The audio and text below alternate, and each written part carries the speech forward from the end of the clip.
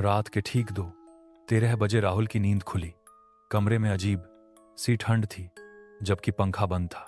अचानक उसे लगा कोई उसका नाम फुसफुसा रहा है, राहुल। वो उठकर बैठ गया। कमरा खाली था, लेकिन शीशे में उसे अपनी परछाई दिखी, जो उसकी हरकतों की नकल नहीं कर रही थी।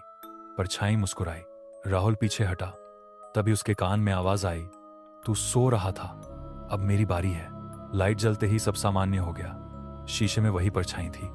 राहुल ने राहत की सांस ली और वापस सो गया। सुबह उसकी मां चीख पड़ी। शीशे के सामने जमीन पर लिखा था, आज 2:13 बजे तू मुझे दिखेगा।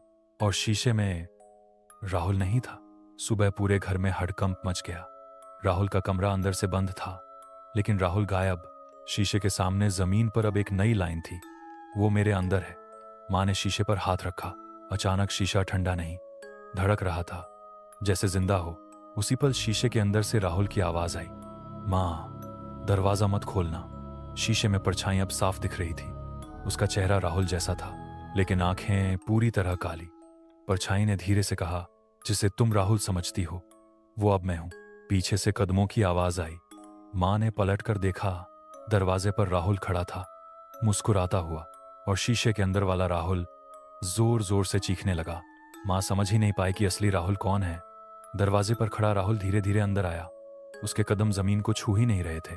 शीशे के अंदर वाला राहुल रोते हुए बोला, मां, उसकी परछाई देखो। मां ने नीचे देखा।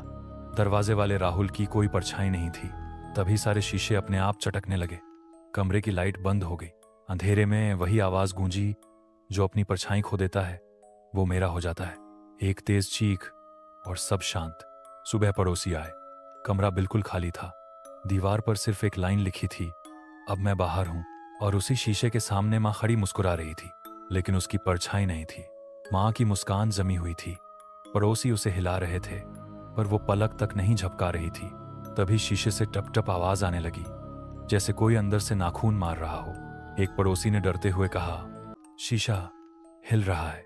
अचानक शीशे पर उभर आए हाथ के निशान। अंदर से किसी ने लिखा, मैं अभी जिंदा हूं।